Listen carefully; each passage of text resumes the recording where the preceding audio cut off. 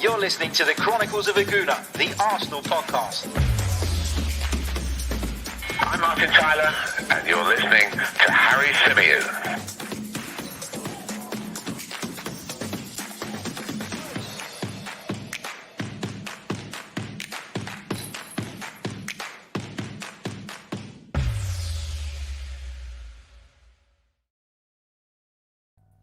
Hello and welcome back to the Chronicles of a Gooner, the Arsenal podcast, part of the 90 Min Football Network and currently sponsored by our good friends over at ProPrep.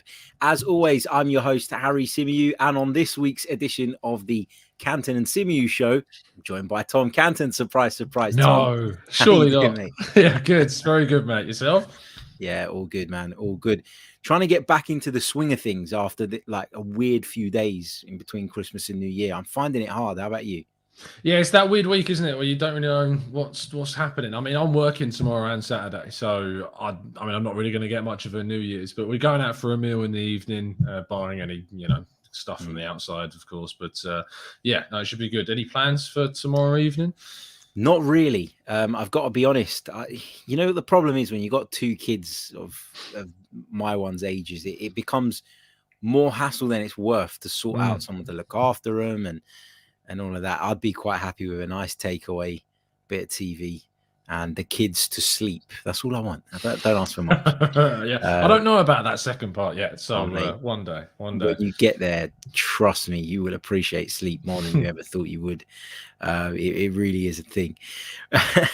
Lots to get into on this edition of the show with, of course, the game against Manchester City just around the corner. Now, let's start with the situation surrounding this game, Tom, because it's not ideal for Arsenal. We've heard in the last couple of days that Mikel Arteta will be be absent due to having tested positive for COVID. We understand that Albert Stuyvenberg, depending on how you want to say it, aka the AirPods man, will be taking charge of the team. First of all, is there a case that says that Arsenal should be trying to get this game postponed? Because we were just talking off air and reports have come to light today at the time of recording, on Thursday, that is, that there are a number of cases within the coaching staff. And it's so bad that Per Mertesacker has been asked to come downstairs basically and help out on the bench. Yeah, I'm not sure is the honest answer. I don't really know because it's impossible to know how well the team will be prepared with or without the staff in a few days. Obviously, it's going to have some impacts. Like you'd imagine him just not being there is going to have some kind of impact on the team's preparedness. But I just have a feeling like I'm not really keen to have the game postponed, and that maybe that's selfish. Maybe that's me coming from the perspective of not having to, kick the can of a game against Manchester City down the road. But I feel like when it's not an issue with the players, obviously we've got a couple. Tomiyasu is a big miss, but I do feel like there's the opportunity here to get at City, a City side that are going to be without a couple of their key players like Kyle Walker, Rodri. Rodri is a huge miss for them. It could mean that Fernandinho has to play, another game in the space of a fair few days at 36, which isn't going to be easy. So I kind of do just want to go and play it. I'm not too keen on having another game postponed, but if the reason for its postponement is because of health and safety, then there's not really an argument to go against that, to be honest. Yeah, I agree with you. It's one of those fixtures for me, and we discussed this ahead of the Liverpool game where we were talking about whether or not it was a free hit.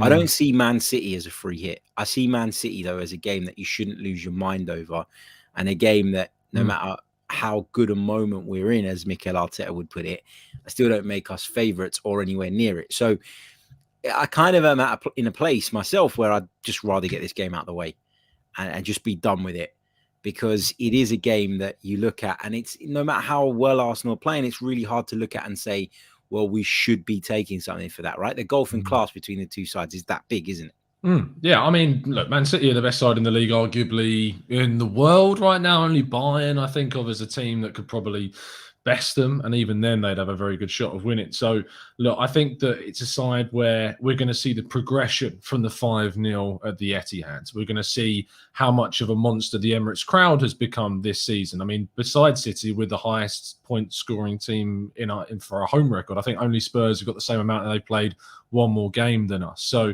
I think you have to look at this as an opportunity to use that momentum of the last few games, use a lot of kind of the tactics and the style and system that we've been using in the last few games, with Lacazette coming in for Aubameyang and how that's kind of worked out with Ødegaard, etc. There are some selection decisions to make. I was just doing the preview show on my channel, and one of our members, Chris, raised a really good point about Emile Smith-Rowe and kind of looking at his XG statistics and how he's really outperforming his XG in terms of goals. And at the moment, if you give the guy a chance, he's tending to put those away. And there's an argument to say, do you then put someone in like that against Manchester City, who you get few chances against, that if a chance does fall to him, there's a good chance that he's going to take it. And I suppose that's one of the decisions that Arteta will have to deliver to whoever's going to be taking charge of the game, of course, on Saturday. I mean, would you be tempted to make some tactical switches, or would you kind of go with what we have against Norwich? It's a hard one for me. I don't think I'd change it tactically in terms of the shape or the system. I think that should be relatively consistent to what we've seen in recent weeks and months. The idea of bringing Smith-Rowe in is not one I'm against, because of obviously the fact that he's a top quality player. He's had a really good season so far. He's been coming off the bench and impacting games. But it just feels like a little bit, I guess this is part and parcel of the modern game, right? There will come a point where you have to be harsh to people. You have to drop people even when they don't necessarily deserve it. And I think that if you were to leave Martinelli out, that would very much be the case. You'd be taking somebody out who doesn't deserve it. I think with Martinelli, it's a bit of a different role that he plays to Emile Smith-Rowe, the way I see it anyway. I think that Martinelli is a left forward rather than a left winger. And Emile Smith-Rowe is someone who plays predominantly from the left, starts from the left when he plays in that position, but will always look to drift into slightly different areas than Martinelli. So I think it depends on the tactical approach, where you feel you can hurt City. And I think Mikel Arteta in the past, and I don't know if you agree with this, has maybe overthought games against Manchester City because of the knowledge he has around a lot of their players. And of course, Pep Guardiola. Would you say that's been an issue when he's come up against them in the past?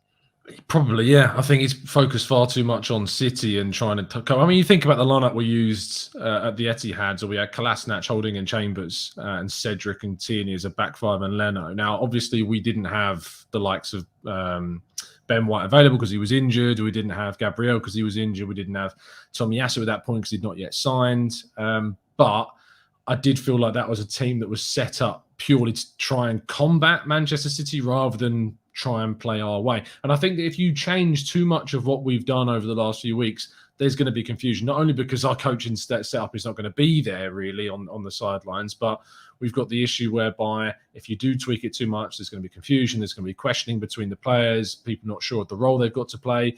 But if you go out and try and approach the game playing our way, building up from the back, trying to, City are going to press us, but I think we showed with that opening goal against Southampton that we can beat the press, we can play very quick football, passing football and break out. And we've got players that are now on a level of form that if they're presented with an opportunity, there's a really good chance they're going to take that. So we've just got to try and play to the best of our ability and to how good we've been playing in the last few weeks.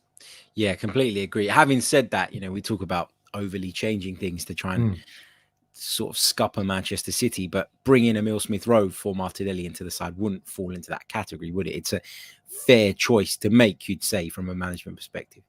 Yeah, I think it's a fair choice that we go into this game and you're going to see a different style than what we've seen against Norwich and Leeds. It's not going to be the full throttle Arsenal that you've seen those weeks, because you have to respect the opponent to some degree, and we are going to absorb pressure at times and wait for our own moments to attack. But I mean, I remember games at the Emirates against the likes of Man United, against the likes of Chelsea, less so against City, something that we've not really done, where in the first 10 minutes, we've really gunned it for the opponent and really gone for the throat in the first 10. And I feel like it's a bit of maybe too much respect we paid to City at times. And I feel like you can unsettle them.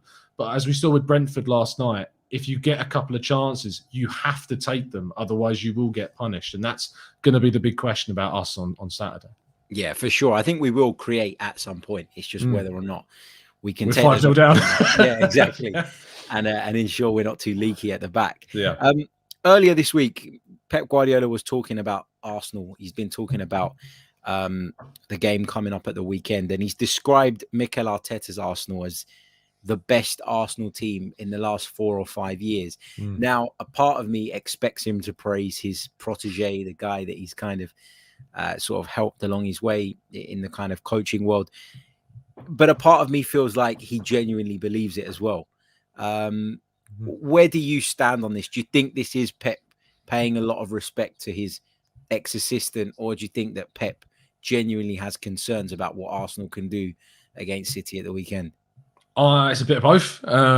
There's always going to be an element that's Pep Guardiola paying respect to Arteta. It's his best mate. It seems like sometimes it's like the level of kind of optimism and praise he puts on Arteta is very much of that of a friend. Like in any argument, like if you're trying to wingman your best mate, you're never going to say any bad things about him. It does come across like that, and you paint them in a picture that's not necessarily always the case. But I do think that there is an element of wariness, of an understanding of kind of the progression that Arsenal have made in the last year. I mean, I was just looking at the calendar year statistics, something I think that a lot of people maybe disregard too quickly, but we're 24 points better off in 2021 compared to our 2020 record. I think it was 52 across 2020, and then we've got 76 points, only 1 point behind Liverpool for 2021. And that does show that progression. And clearly we are a different side than the side that faced City just back in August. So yeah, there will be an appreciation from Guardiola and awareness, especially with players like Rodri and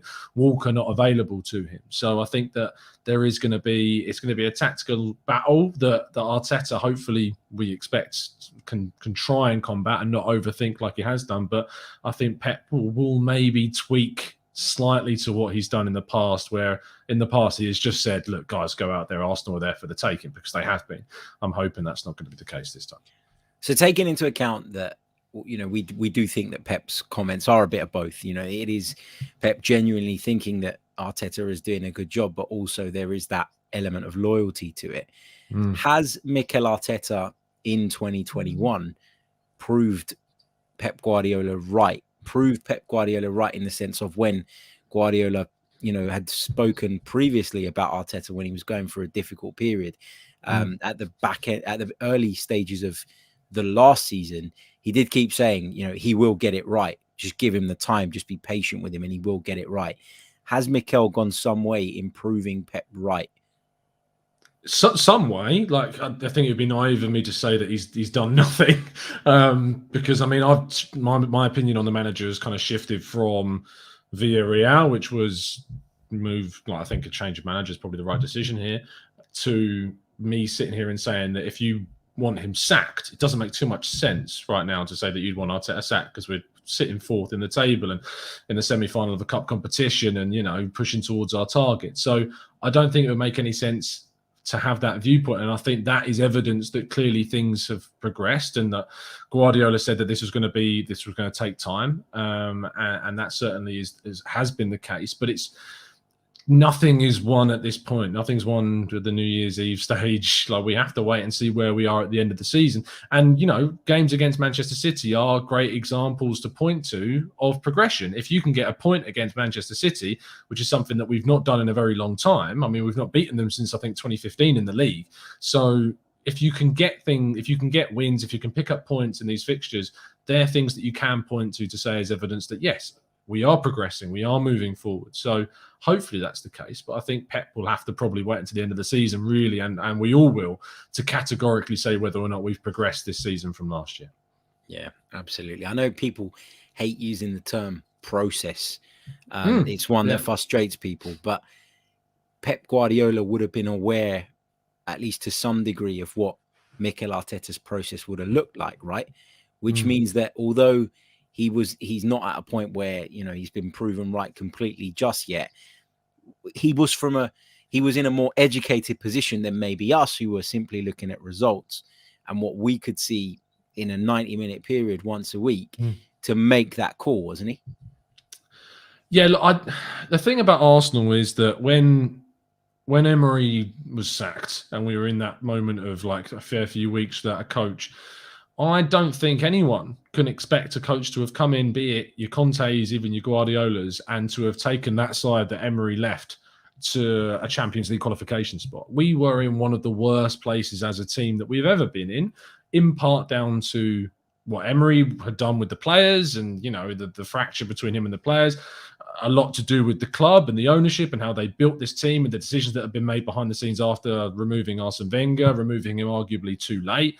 And the club was in an absolute mess. Like the word crisis gets thrown around a lot, but Arsenal have been and were in a crisis at that point. And appointing a manager with no previous experience is the riskiest, arguably stupidest decision that you could have made at that point. And a lot of people like myself are very open to taking a risk and have really wanted it to work. I think a lot of us wanted it to work. And I think a lot of people also felt at the time, rightly, that it was naive. And it was a naive decision to appoint a manager in that situation with no experience because it's a huge, huge gamble. And at the end of last season, it looked like it wasn't paying off and it was never going to pay off. This season and the start of this season has proven that there is possibly something to get behind, to tangibly attach yourself to and to back. But it's still going to take some more time. And as I said before, games like Man City that we've got now, because we failed the tests against Man United, we failed the test against Everton, we failed the test against Liverpool at Anfield. We passed a solid test against West Ham the other week, but it's these tests that need to be proven to show that we're making genuine progress this season. But I think we have. But again, it's about these things and these milestones that we need to check off the list before we can sit here and say, yes, we're moving in the right direction. Good stuff. I mean, taking it back to the context around this game, and we mentioned the COVID cases that have impacted on the coaching staff. Are you fearful that in the next sort of 24 hours, because Mikel Arteta was due to speak on Thursday, he's now going to be speaking on Friday ahead of the game. But what we've seen over the last few weeks, Tom, is that we've not known about COVID cases within the playing staff until the match day, when the team has come out and the news has come out, and then the club have confirmed, Ainsley Maitland-Niles or Cedric Suarez or Tomiyasu is out with COVID. Is there a part of you that, I know we said earlier on that this might be a chance with a relatively unimpacted squad to have a go at City. Is there a part of you that doesn't want to get carried away from fear that we will get to kick off and learn that there are 3 or 4 players again who have tested positive with the virus? I feel like the risk is there. And then we'll be looking back on the conversation we've had now, where you've asked me, would I postpone the game? And I'll be looking pretty silly on the day if we're missing Lacazette and Ødegaard and Partey and whoever because they've tested positive. So it's a game of chance at this stage, and you just don't know, because it can happen for City. Like City could have players test positive in the next few days. It's impossible to know. And to be honest, I'll be shocked if we don't have anyone else, because as I said at the start, the manager testing positive, and as we talked about on the Arsenal Way the other day, like him testing positive, he's the most integral, the most influential, talks to all the players. You see him after matches shaking hands, hugging. It's very likely that we'll see positive tests in the next few days. And Arsenal seem to be due a bit of an outbreak, because it seems that everyone bar ourselves have been at fault from it. So look, it's an impossible question, really, because you don't know. I mean, do you have any kind of, do you feel in the same way that we could find ourselves on match day without 3-4 key players? Yeah, I do, but I completely agree with you. It's one of those things that we're never going to know. What was interesting, and I wanted to just quickly pick your brains on, was today the EFL announced that they're going to scrap match day testing to prevent last-minute cancellations or last-minute postponements of fixtures. How do you feel about that? I mean, that seems mad, doesn't it? Yeah, because it feels like you're saying, well, the postponements is a bigger issue than the player safety, because we'd be quite happy. You'd have thought that the safest way would be to test those players on a match day in the morning to ensure that they are, clear to mix with another team, not just their own people, but with another team and with another club and their staff. So to scrap it just to avoid postponing games or avoid having to postpone games sounds crazy to me. But is this something you expect the Premier League to potentially adopt? It wouldn't surprise me if the EFL have done it. I mean, it's wrong. I mean, if I was speaking to an EFL representative and I said, why are you testing anyway? Like, what is the point of you testing besides match day? What is the reason for you doing that? And if the answer is not, well, to ensure that the virus doesn't spread, then you just follow up with the question, well, why then is it not important or as important to then test on match day? And if the answer is because we don't want match cancellations, the only reason for that is because of, money.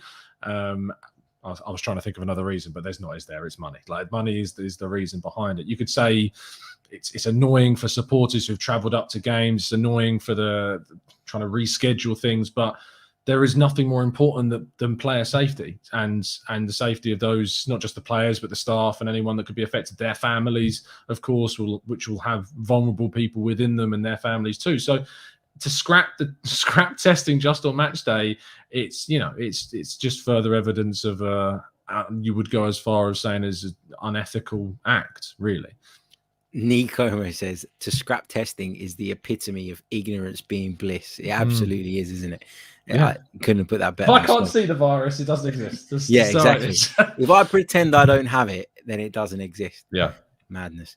Right. We're going to take some of your questions. We're also going to talk about a transfer link that just isn't going away at the moment. In the meantime, drop your questions in, and I'm going to give you guys a quick message from our sponsors, ProPrep. ProPrep is the perfect study tool for university students undertaking science, technology, engineering, or maths related modules, and it can halve your study time. ProPrep provide bite-sized videos relevant to the module or course, which can be accessed from any device at any time, and it's already helped over 500,000 students to pass their exams. They provide customized STEM study tools that match your syllabus. Long lectures are condensed into short and clear video tutorials, and after the videos, you can go through what you've just learned with interactive exercises and practice questions. You can even submit questions to the ProPrep professors and receive a video answer back within 24 hours. And they've created a special offer for listeners of the Chronicles of a Gooner podcast. All you need to do is head over to proprep.uk/info/football for more info, and you can sign up to a free 30-day trial there. No credit card information is required. That's proprep.uk/info/football. ProPrep, the ultimate study tool. And we thank them for their sponsorship throughout the month of December. Make sure you do check the guys out. Make sure you also check out the Gooner Talk TV as well. The link is in the description, so click on that, give it a subscribe. You should be subscribed to both anyway. Otherwise, you'll miss episodes of this show. What are you playing at? So get involved. Get your questions coming through, and we'll pick out a few of those before we go. But before we go on to those questions, Tom, let's talk about this transfer rumor that isn't bloody going away, and that is Felipe Coutinho, a player we seem to be linked with every transfer window now. He's becoming the new like Yann Villa or Solomon Kalou, where we just seem to be linked every single time. The report says, I think it's from the Daily Mirror that it originates from, that Mikel Arteta has sanctioned this, that he's willing to make it happen, that he wants Felipe Coutinho at Arsenal, and that he's given the club the go-ahead to talk with his representatives. Now, this to me feels like it goes against everything that Arsenal are trying to do right now, which is build a new, young, fresh side without going crazy and allocating too much resource to one specific individual, because he will want big money. Where do you stand on this, and how true do you think it is? Just while you're talking there, I was trying to find like the original report, and it appears that it's coming from an outlet in Spain called Fichajes. Oh, no. If I'd have known that, I wouldn't have even brought it up. Yes, I've covered a few stories of theirs on the transfer shows, and I'm trying to think of one that's come true, and I'm struggling. But what I would say is that, look, the Coutinho story is something that comes up every single window, and it does seem that it is just one that lingers because he's a want away from Barcelona. They're willing to let him go. I think that's very obvious. Arsenal are a side that in the past have looked to try and sign a creative player, but I just don't think I don't think anyway that you're ever going to see him join Arsenal. I mean, it's the golden rule of a journalist is to never say categorically, this will definitely not or definitely will, because football changes so quickly and things can change so fast. But I'd be fairly willing to go out on a limb and saying that I don't think it would ever happen. Because as you say, it goes against every facet of Arsenal's current strategy that we've seen in the last 18 or so months. So I just don't understand why it would take place. But yeah, for Shahed strikes again. Yeah, if I'd have known that it originated for them, I wouldn't have even brought it up because they're that bad. Honestly, I've covered a load of stories from them as well in the past, and I'll say it. I've not even. Sometimes, and I'm sure you've experienced this at some point, although you might not want to say it because you're a lot more professional than me. That there's you get into a day sometimes and you just want a bloody finish and you just bang out a story because you need to get it done, but you are maybe a little bit, I don't want to use the word lazy because that's wrong, but you're a little bit like you don't dive into it as much as you might dive into other stories because it's caught you at a bad time and you don't really believe it, so you don't feel it's worthy of the attention. And these stories are exactly that type of story for me, where you got to touch on it, you got to discuss it, but it isn't something that I'm going to go too big on. I mean, does that make sense to you? Look, I think that from my perspective, if I was kind of tasked with a piece that was around a link to Coutinho, I would have to ensure that in my writing, I would be critiquing it and I'd be writing down kind of, I don't think this is realistic because X, Y, and Z. Thankfully, I mean, I've got freedom of my opinion pieces to be able to do that. And I know that may not be the case for everybody, but yeah, I mean, if that is where it's originated from, there's always been kind of an element of responsibility, I suppose, when you're writing about Arsenal in particular. It's a club that I love, it's a club that I support, and I know there's a lot of fans that, read and want to read everything to do with the club. So in your writing a story, you've got the responsibility to ensure that you're writing something educative, and if it's an opinion piece, you're making sure that your opinion's backed up with evidence and all of that. So look, I'd be frustrated if that's unfortunately where this is spawned from. Look, I mean, I've been on the receiving end of outlets taking and twisting my own words, so it's it's part of the stuff that happens, unfortunately. But yeah. Yeah, absolutely. Let's take some of these questions for the last sort of few minutes of the show. Mr. Joker, he says, who or what should I sell my soul to in order to ensure that Coutinho gets Love that. Oh dear. Love that. Deepak Patel says, which central midfielder or does would you buy? So, I mean, I'm putting you on the spot here, Tom. But no, it's fine. I did a video on this. Oh, there you go. So who comes to mind for you as players that we should be looking at? Yeah, on TGT, I did a top 10 midfielders that Arsenal could sign. And my top three were Tyler Adams from RB Leipzig, because of his versatility, can cover at right back really well and right midfield. Matthijs Vanberg from Bologna, because he looks a real talent, this kid. And from watching him more and seeing what he's capable of, he looks like, he could be Tomiyasu for the midfield from Bologna, which I know is a lazy comparison because they came from the same club, but, it could be. And then the first choice is probably the least realistic and most expensive, but Bruno Guimaraes from Lyon is just the Brazilians are a brilliant midfielder. So they're three options that I would go for. Yeah, and they're good options too. Rodney says, are you worried about United and Spurs? Outside of big names at both clubs, do you really believe the football they play is good enough to compete for a top four? So I guess the question here is are you fearful that we could get pipped to the top four by either of those two clubs? I think it'd be naive to say that I'm not worried what Antonio Conte can do in the short term anyway. But I think that January is going to be pivotal for Spurs. If they strengthen and they strengthen well, they could be a real threat. I mean, they can be a real threat anyway. They've got players that can really hurt any opposition. But as shown in the game against Southampton, when the pressure's on, they choke. That is a very Spursy way. It's what we call them, Spursy. United, I'm less concerned about than Spurs, which I mean probably says more about their team. They should be doing better than us and better than Spurs, and they're not. And I'm not sure that Ralph Rangnick's got the type of team that he would be it's funny because I think Ralph Rangnick could do some brilliant things with our current iteration of Arsenal with the way that we can press. But United just don't really have those players, unfortunately. Yeah. Yeah, completely agree. Deflected Mind says, where do you want us to finish this season, Harry? Personally, I would love to win the Europa League next year, that UEFA trophy we've always lacked. Yeah, look, I'd love to win the Europa League as well. I've never seen Arsenal win a European trophy. The last one they won, I was a little kid and I don't remember it. So for me, I want Arsenal to win a European trophy. And of course, there is a greater chance of us winning the Europa League than there is of the Champions League. But that doesn't mean I want to lower my standard and say that I'd prefer us to finish in the top 6 rather than the top 4 just because we have more chance of winning it. I always want to be at the highest level. I cannot tell you how envious I am when I turn on Champions League football and I hear that Champions League anthem and I know that we don't have that and we're not there and I'm not at the ground and I'm not getting that. So, yeah, I want Arsenal to be back in the Champions League, but I'd be happy with a top 6 finish because while I think objectives can be adjusted and slightly tweaked throughout a season, I don't think they can be drastically changed. And I'd be going against my own kind of principle if I said, well, now we're 4th, we have to finish 4th. Otherwise, it's not good enough and get the manager out. So that's where I'm. What about you, Tom? Has your opinion on what Arsenal's objectives should be shifted a great deal since the start of the season?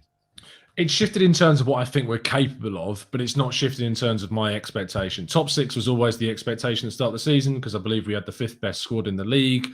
Nowhere near a top 6 coach, in my opinion. I think there are coaches better than Mikel Arteta in the league, not down to him being bad or anything, just because I think there are more experienced and, coaches that have achieved greater things than him at this point in their careers. I think he could go on to achieve some great things. And I think the expectation if we finish in the top 6 and not the top 4, I don't think you can really point the finger and go, Arteta has to go because we've not finished in the top 4. I think people will, but I don't think you should. I think that top 4 would be an amazing achievement and an overachievement for this group of players and the manager. But top 6 is still, for me, was always the expectation. If he doesn't achieve that, though, as I said at the start of the season, I think there's a conversation to be had about his future. Yeah, and I say that too. And I'm one of his biggest supporters and defenders. I've been called his lawyer at least 3 times a week for the last couple salty of years. People out there, honestly. That's mad, isn't it? Apparently, I'm a really good lawyer. I should have pursued a career in law, and I should be charging Granit Xhaka and Mikel Arteta for my services. Wow. Maybe I'd be a richer man. Let's take one more. Couple of people asking if the whole Ainsley Maitland-Niles to Roma thing is on. Dear. Sorry, I was just reading Terence Tibbs' comment where he's put, I'd give Harry's beard a match day rating of 8 out of 10 and Tom's beard a match day rating of 2 out of 10. Well, look, Harry can grow it. I can, it's not really anything. Mate, this beard is out of control. I mean, it's not even been that long since I trimmed it. I'm going for a haircut. You're just boasting now, mate. It's hurting my feelings. No, mate, honestly, like initially you're like, oh, that's like, when you first grow facial hair, you're like, wow, this is cool. Yeah. Yesterday, and I love this, and I can't wait to shape it up and go out, and then you get to the point where it's annoying and it irritates you and it itches you, and you just want to get rid of it all the time. It's pure laziness that I don't, because I'm not a massive sort of beard enthusiast, really. Anyway, quickly, just finally on the Maitland-Niles to Roma stuff. That's a story that's getting a lot of traction. First surfaced a few days ago. It's still kind of rumbling on. Do you believe this to be true? Do you think Ainsley Maitland-Niles could be outbound? Do you think that Roma is a likely destination for him? Yeah, absolutely. I'd be shocked if he survives the window. Not like in life. Just stays at Arsenal by the end of the window. I think that Roma looks to be the favourite. I'd be surprised if there aren't any Premier League sides like, say, Everton or Newcastle that aren't also looking at him, and if there aren't others trying to fight for his signature. Arsenal will need that, and they'll want there to be interest, because Roma, the last I kind of heard around this was that Roma weren't really willing to go above 10 million euros of an option, and Arsenal were looking closer to 15 million euros for an option. So, and we know what they were like with Xhaka in the summer. So I wouldn't put that beyond the realms of truth. And so hopefully Arsenal will be hoping that there are Premier League sides out there that are willing to kind of match their demands, and that may force Roma to act a bit more. But yeah, my expectation is that he will be gone before the end of the window, which means in turn, surely we have to sign a midfielder. Yeah, it makes sense, doesn't it? And you're right. It is one of those things where we'd be, leaving ourselves maybe in a position where we could be a little bit vulnerable. But, we've got to that point with this player now where it's not really fair on him to keep hold of him any longer, really, is it? Just quickly, There's over 400 of you watching us live right now, and we've only got 71 likes on the board. So what on earth is going on? Hit that like button, subscribe to the channel if you're new. Make sure you check out the Gooner Talk TV as well. I want to bring up this question. I'd normally not bring this up, Tom, but I want to bring this up because no. I want to bring this up because I was asked this same question yesterday and I didn't answer it. So I think it's a good time to answer it because we're both in a similar position where we started podcasts and that has led to us. It's been a massive part in why we now have full-time jobs in the football media world. And I've been asked this question yesterday and a couple of times previously. I guess the question here, how would you answer it? Like, how would I answer this question? So if this was, and I don't know, was it you, Ekene, that asked this to me? Somebody asked this to me yesterday on Twitter. I would answer this question in this way. It's not arrogance. It's a confidence in what you're doing. And it's a confidence in the fact that your work is seen in the eyes of some people as being good and something that they gravitate towards and enjoy. And I don't think that's arrogance. I think it's confidence. And you go from being unconsciously good at something, as someone mentioned to me yesterday. I think this was summed up really well. You go from being unconsciously good at something to consciously good at something. So that changes the way you approach it a little bit. And that confidence comes through in the way you deliver it afterwards. So I don't think it's arrogance. I think arrogance is the wrong word. I think it's confidence and belief in what you're doing because you've been rewarded for it. So why wouldn't you? Isn't that natural? Yeah, I think there is. I think I'd be lying if I said that there's never been an element of, possible arrogance in my character in the past. Because I think that, as you said, confidence, there's a fine line between confidence and arrogance. And I think sometimes it's very easy to cross that line sometimes because you get so kind of caught up maybe in the numbers, in like how many subscribers you've got or the job that you have. And, it's hard to kind of stave that back, I suppose, sometimes. What I would say is that I think that, and if you watch both of our shows, and as I say, you should be subscribed to both, is that this is an industry where we talk about our opinion on different topics, and we've got to produce content that people want to listen to, that people can be convinced by what you're saying, or can be convinced otherwise of their own opinions, or can be debated with. I think if you saw, like, say, a farmer that's going and doing their job, or someone who works in taxes and does their job, it's different when they're confident in what they're doing. But when your job is to talk about your own opinions, I think that, as you say, Harry, confidence can sometimes be misconstrued as arrogance because of just the style of our job, I suppose. So yeah, I think it's fair to ask the question, as I always would welcome questions asking. I love Mikey's word hubris as a possible alternative. But yeah, I think that people can misconstrue confidence as arrogance all the time, and I think that I've definitely been, just from self-reflection. I'm not going to speak for yourself, Harry, but like just for me, I've probably been a little bit arrogant in the past, certain things. But I think I've definitely learned from those moments to be a little bit more, try and be a bit more grounded and understanding and reflective. I think I was arrogant during the start of Arteta's era because I was so headstrong about Arteta's being the right man for the job that actually I really did discard kind of any kind of opposite view of it at times. But since then, have grown to be more understanding and more open to the opposite view, and my own views changed because of that. So I think that's how I would answer it. I don't think that, like, being strong about your opinion though, or your belief, or believing in what you're saying, I don't think that's arrogant at all. I think that's, why would you go out and say it? I think that shows that you're genuine. I think if you really believe what you're saying, it's because it's coming from the right place, whether that's something that people agree with or disagree with.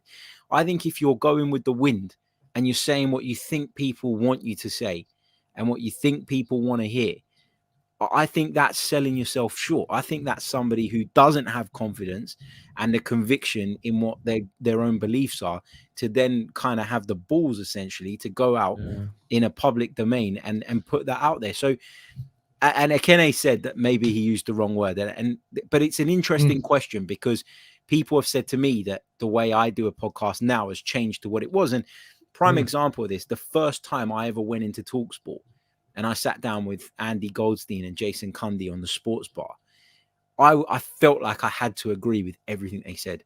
Yeah. I felt like I had to put my points across, but also not disagree, because it was in my mind like, who the hell am I? I'm this guy with this little podcast, and they're these massive nationwide kind of broadcasters. Who the hell am I?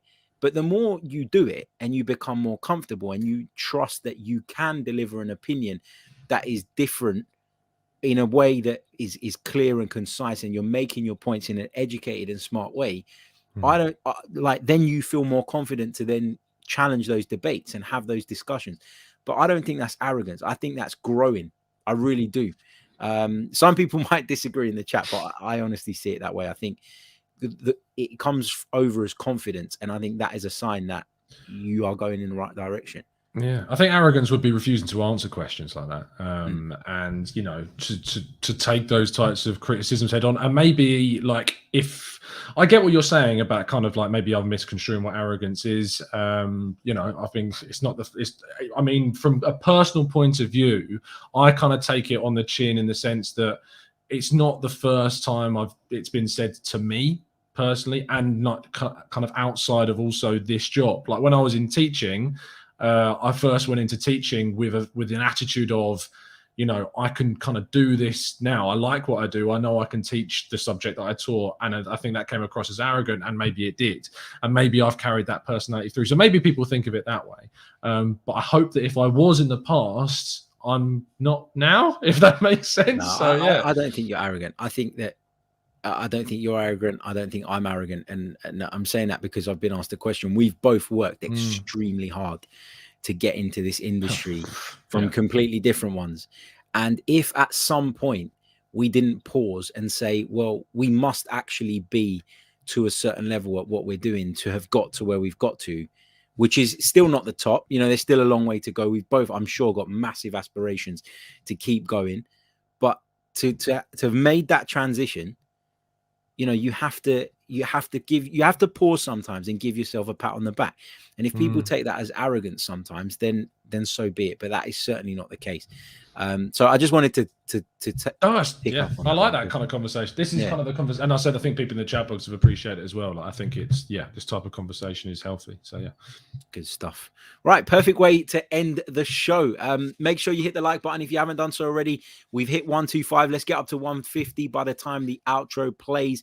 Make sure you subscribe to the Gooner Talk TV. Make sure you give Tom a follow at Tom Canton Media on Twitter, and we'll be back very, very soon with more. Until next time, goodbye.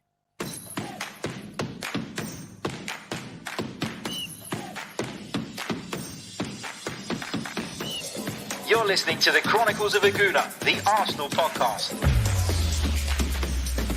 I'm Martin Tyler, and you're listening to Harry Symeou.